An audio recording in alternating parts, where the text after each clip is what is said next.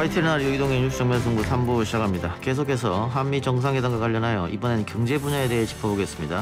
이번 정상회담을 통해 우리 기업들은 반도체와 배터리 분야에 44조 원에 달하는 미국 투자를 약속했는데요. 앞으로 어떤 기대 효과를 불러일으킬지 알아보겠습니다. 김대호 글로벌 이코노믹 연구소장 연결됩니다. 소장님 나와 계십니까? 네, 반갑습니다. 앞서 말씀드린 대로 우리 기업들이 반도체와 전기차 배터리 부분에 미국 투자를 하기로 했는데요. 협력 내용에 대해 조금 자세히 말씀 부탁드립니다. 네, 이번 한미 정상회담 과정에서 우리 기업들이 미국에 직접적인 투자를 하기로 합의를 하고 같이 한미 간에 같이 발표를 했는데요. 예. 삼성전자, 현대차, SK, LG 이른바 우리나라의 4대 재벌들입니다. 이 4대 재벌들이 총 금액 44조 원, 우리 돈으로 44조 원을 조만간 투자를 해서 미국 현재 배터리 또 반도체, 그 밖에 연구기관, 전기차, 충전소 이런 신산업 등에 집중적으로 투자를 하기로 공동 합의를 한 것입니다. 예. 자, 그런데 일각에서는 우리가 44조 원이나 투자했는데 우리는 얻는 게 뭐 있느냐 이런 얘기도 하던데요.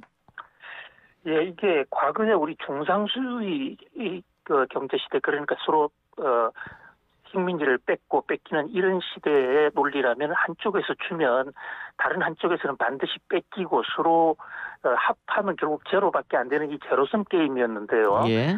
요즘 이 정보통신 기술이 발전하면서 이른바 요즘 경제학에서 이것을 콜래보노믹스라고 하는 서로가 협력을 했을 때 1대1로 협력을 했을 때 플러스 마이너스 제로가 아니라 1대1이 합해서 10이 되기도 하고 잘하면 100이 되기도 한다. 이게 이제 현대 경제학 이론이거든요. 예. 그런 관점에서 볼 때 우리가 줌으로써 우리가 44조나 투자함으로써 바이든 대통령 또는 미국이 상당한 이득을 받겠지만 우리도 주면서 동시에 시장 확보 등을 통해서 상당한 이익을 얻게 된다. 이렇게 볼 수가 있어요. 예. 특히 이제 우리가 미국의 공급망에 올라탐으로써 반도체나 배터리, 전기차 부분에서 안정적인 어떤 수출 기반을 확정했다. 그런 면에서 단기적으로 44조를 한국에 투자하는 것보다 미국으로 가져감으로써 일자리가 좀 생각보다 안 늘어날 수는 있겠지만은 시장을 확보해서 물건을 팔므로 인해서 그에 따라서 결국 일자리도 더 늘어나고 부가가치도 더 늘어날 수 있다. 특히 지금 우리나라의 반도체와 배터리, 전기차 이런 부분은 세계적으로 기술력은 상당히 앞서 있습니다만은 시장 판로에 애로를 겪고 있었던 그런 측면이 적지 않은데 이번에 미국과의 전략적 어떤 제휴를 통해서 그 판로에 아주 숨통이 터졌다라고도 볼 수가 있습니다. 예.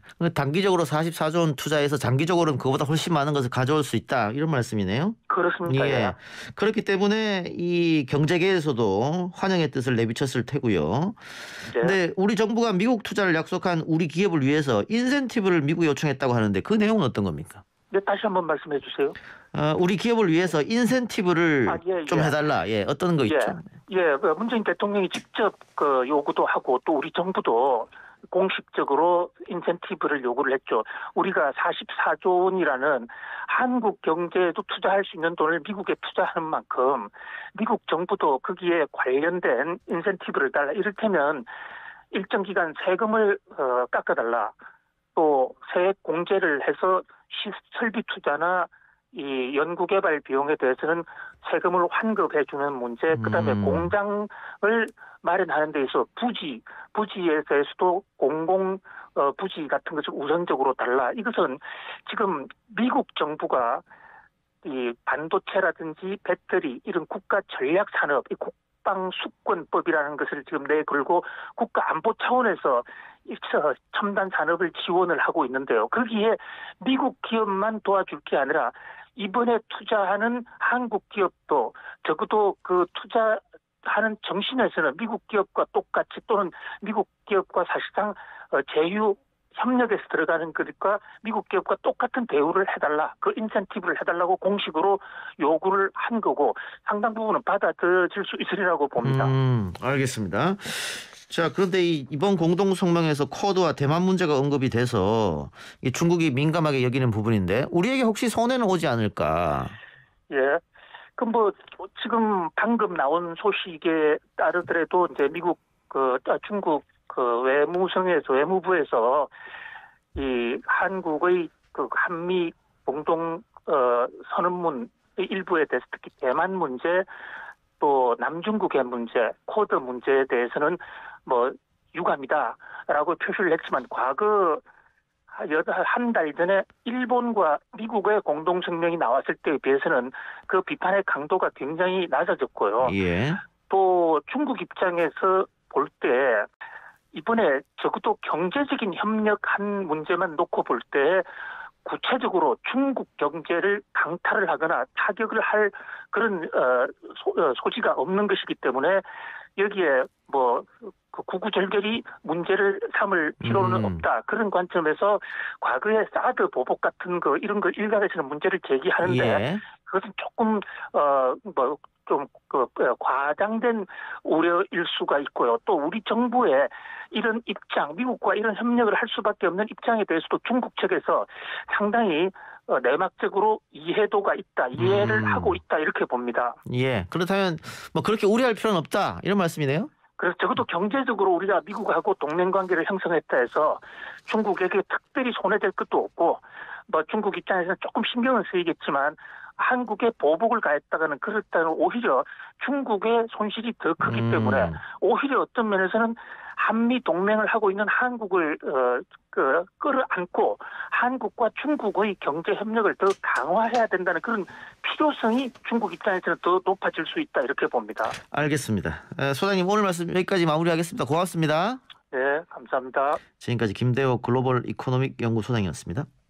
YTN 라디오 이동현의 뉴스 정면승부 4부 시작하겠습니다. 문재인 대통령과 조 바이든 미국 대통령이 정상회담에서 한미 글로벌 백신 파트너십에 합의했고 삼성 바이오로직스와 모더나사가 백신 위탁 생산 계약을 체결하면서 한국이 글로벌 백신 허브로서 발전하는 계기가 될 것으로 보이는데요.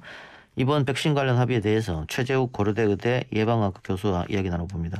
교수님 나와 계십니까? 네, 안녕하세요. 최재욱입니다. 이번에 합의한 한미 글로벌 백신 파트너십 어떤 내용이 포함되어 있습니까? 네, 지금 좀 전에 말씀하신 대로 미국 기술과 한국 생산 역량, 즉 미국의 백신 개발 첨단 기술과 한국의 제조 생산 능력을 파트너십으로 글로벌 보건을 위해 공동 대응한다는 데 큰 의미가 있고요. 예. 이 특히 아시아 태평양 지역을 중심으로 한 글로벌 백신의 부족과 유통, 생산에 중요한 허브 국가로서 우리나라가 참여하게 된다는 점에서 또 미국 정부 차원에서 백신 관련 파트너십을 체결한 건 한국 정부가 처음이라는 점에서 중요한 의미를 갖고 있다고 말씀드릴 수 있겠습니다. 서로 갖고 있는 장점을 활용하는 것이네요. 맞습니다. 예. 그러면 본격적인 생산은 언제부터 될 거라고 보세요? 지금 4, 4분기 정도부터 본격적 생산이 가능할 것이라고 보여지고 있고요. 예. 그 이전에라도 우리나라의 제조 기술 생산 능력은 충분히 확보되어 있기 때문에 충분히 투자와 정부의 지원이 강화된다면 더 많이 시기를 당길 수 있다고 그렇게 보고 있습니다. 기술 이전도 혹시 가능하겠습니까? 백신? 네, 단순하게 백신 원료를 병입하는 차원에서 넘어가서 그런 어떤 업무 자체와 생산 제조를 하기 위해서는 기술 도입이라는 부분이 반드시 필요하고요. 또 이번에 동시에 우리나라 국립보건원과 모더나가 기술 협력 개발에 대한 약정을 체결했기 때문에 다양한 형태의 기술 협력 사업이 계속적으로 이루어질 것이라고 생각하고 있습니다. 예. 그 야당에서는 백신 스와프가 결국 안 됐지 않느냐 이렇게 비판하던데 그거와 이 백신 파트너십과 다른 점은 어떤 거 있을까요? 네, 백신 스왑은 제조 생산하는데 시간이 걸리니까 그 이전에 우리가 생산을 할 수 있는 백신을 나중에 우리가 돌려줄 수 있겠다라는 관점에 미리 좀 땡겨받고 나중에 돌려주겠다 이제 그런 관점에서 단기적으로는 백신 스와프가 많이 도움이 되는 건 사실입니다. 예. 그런 면에서 백신 스와프를 통해서 집단 면역 달성 기간으로 삼고 있는 11월 목표를 좀 땡길 수 있다는 점에서는 조금 아쉬운 점이 있습니다만 어찌됐건 그 백신 스왑도 전체적으로 이 백신 제조 생산 기술을 우리가 본격적으로 우리가 생산한다는 걸 전제를 하고 있기 때문에 근본적인 해결이 이번 그 한미 글로벌 백신 공동 이 협약을 통해서 많은 부분이 해소될 수 있을 거라고 생각하고 있습니다. 알겠습니다. 백신 수급에 도움이 되는 것 이 외에 이 또 다른 효과가 있을까요? 이 백신 파트너십에 대해서? 네네.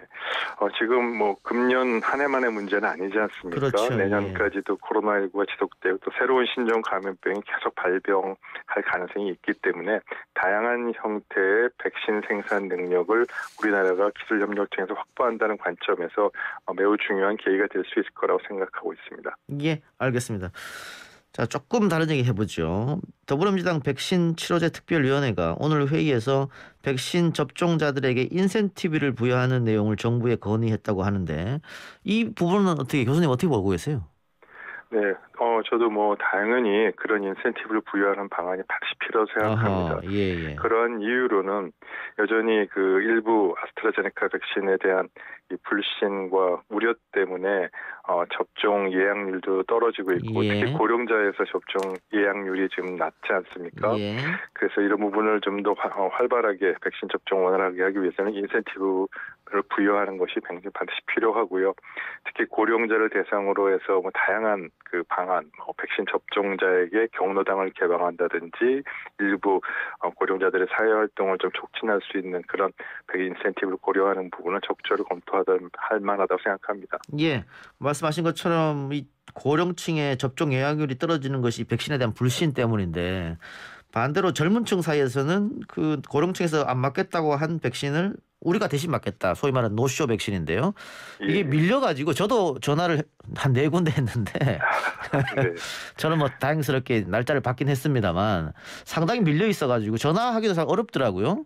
이거를 그래서 젊은층 사이에서는 쉽게 할 수 있는 방법이 없느냐. 아마 정부에서 고민은 좀 하고 있는 것 같긴 한데 그 앱으로 좀 깔아가지고 해달라 이런 요구도 하고 있고 정부에서 생각하고 있는 것 같은데 차제에 그 맞고 싶어 하는 사람들 그냥 다 맞으면 어떨까 뭐 이런 얘기도 있더라고요. 순서를 좀 정하지 말고 그건 어떻게 보세요? 예, 물론 그렇게 될 수 있는 시간이 오겠죠. 당연히 백신이 확보가 많이 돼서 접종할 수 있는 여력이 또 많아진다면 백신 지금 기다리지 않고 바로바로 백신을 맞을 수 있는 시기가 올 거고요. 조금만 더 기다리셔주시면 그게 가능하리라고 보고요. 다만 좀 아까 말씀하신 대로 그 예약 관련된 거에 따라서 백신 접종 센터 지역별로 차이가 있고 좀 불편한 점도 있어서 이 점을 앱이나 인터넷을 통해서 쉽게 예약하고 확인할 수 있는 그런 시스템도 만들고 있고 아마 이달 말쯤이면은 그런 부분들이 가동될 거라고 지금 알려져 있습니다. 예, 알겠습니다. 교수님 오늘 와서 여기까지 듣겠습니다. 네, 감사합니다. 고맙습니다. 지금까지 최재욱 고려대 의대 예방의학과 교수였습니다.